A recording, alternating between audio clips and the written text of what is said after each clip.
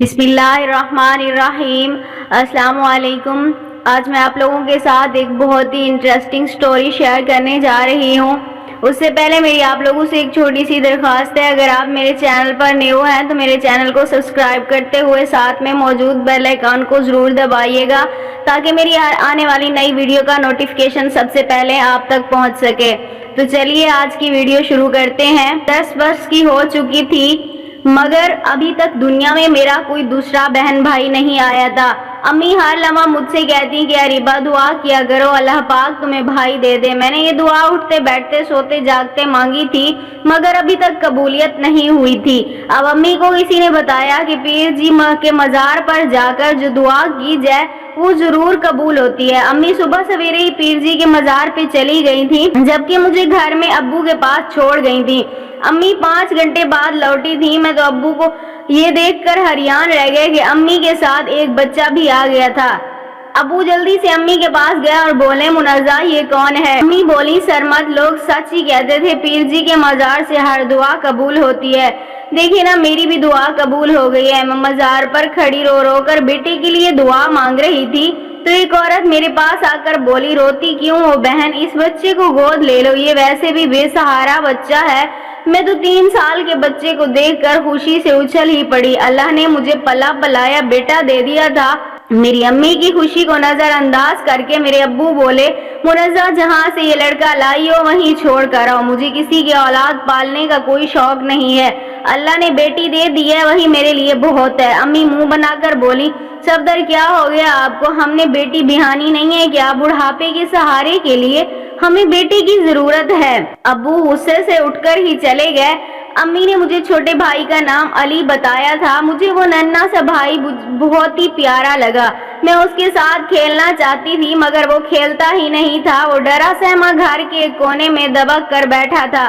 اتنے میں ہمارے گھر ایک پڑوسن آ گئی، ان کی نظر علی پر پڑی تو وہ بولی منزہ تم اریبہ کی فوٹو کاپی کہاں سے اٹھا لائی ہو؟ امی ہنس کر بولی میں نے اس بچے کو گود لے لیا ہے۔ وہ پڑوسن بولی لگتا تو نہیں ہے کہ گود لیا، یوں لگتا ہے تم نے اسے ہم سے چھپا کر کہیں رکھا ہوا تھا کہ تمہارا ہی بیٹا ہے۔ پڑوسن کے جانے کے بعد میں علی کا ہاتھ پکڑ کر آئینے کے سامنے لے گئی، وہ سچ ہی کہہ رہی تھی کہ علی ہاؤ بہو میرے جیسا ہی تھا۔ اب یہ بات ہر زبان پر عام ہو چکی تھی، ہر شخص یہی کہتا علی اریبہ کا سگا بھائی ہی لگتا ہے۔ یہ باتیں ابو کے کانوں میں بھی پڑتی رہتی تھی۔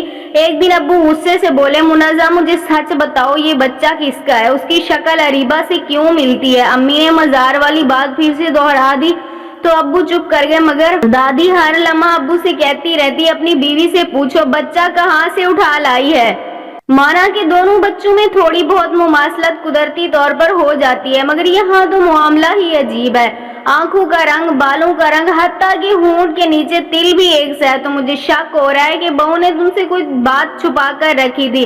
ابو روز روز کی باتیں سن کر سخت چڑچڑے ہو گئے تھے۔ ایک دن امی سے بولے منزہ تم مجھے آج سچ بتاؤ گی، کیا تم نے میرے ساتھ کسی قسم کی خیانت کی ہے؟ امی دھاڑے مار مار کر رونے لگی۔ امی بولی صفدر آپ مجھ پہ شک کر سکتے ہیں، ایسا شک کیسے کر سکتے ہیں؟ دادی ابو کو اکساتی تھی تو منزہ کو طلاق دے دو، میں تمہاری شادی کہیں اور کروا دوں گی۔ ابو بھی اب ہر لمحے غصے میں رہتے۔ میں نے امی سے پوچھا امی لوگ کیوں کہتے ہیں کہ علی میرا سگا بھائی لگتا ہے؟ امی ہنس کر بولی بیٹا تم لوگوں کی باتوں پہ دھیان مت دو، علی تمہارا بھائی ہے، یہ سگا اور سوتیلا کچھ بھی نہیں ہوتا۔ ایک دن ابو امی سے بولے اس لڑکے کو اسی مزار پر چھوڑ کر آؤ جہاں سے تم لے کر آئی تھی، نہیں تو میں آج تمہیں طلاق دے دوں گا۔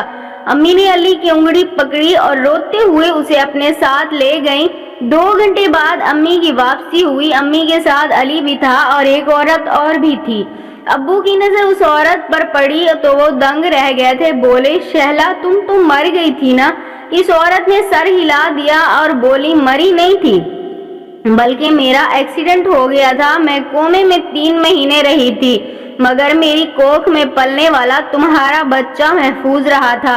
عورت امی سے مخاطب ہوئی اور بولی میں نے اور صفدر نے 4 سال قبل چھپ کر شادی کی تھی، پھر میرا ایکسیڈنٹ ہو گیا، میں کومے میں چلی گئی تو صفدر مجھے بھول گیا، میں نے بڑی مشکل سے اس بچے کی پرورش کی تھی، اور پھر منزہ کو دے دیا۔ مجھے اب سمجھ میں آیا کہ علی میرے جیسا کیوں تھا، کیونکہ ہم دونوں ابو پر گئے تھے مگر کسی نے بھی ابو پر شک نہیں کیا، بلکہ امی کو شک بری نگاہوں سے دیکھنے لگے۔ ابو نے امی سے معافی مانگی اور ابو کی دوسری بیوی ان سے طلاق لے کر چلی گئی تھی کیونکہ وہ دوسری شادی کرنا چاہتی تھی، جبکہ میری دادی جھکی جھکی نظروں سے امی کو دیکھتی رہ گئی۔ امی نے دل بڑا کر کے ابو کو معاف کر دیا اور دادی کو بھی، اور اپنا گھر بچا لیا۔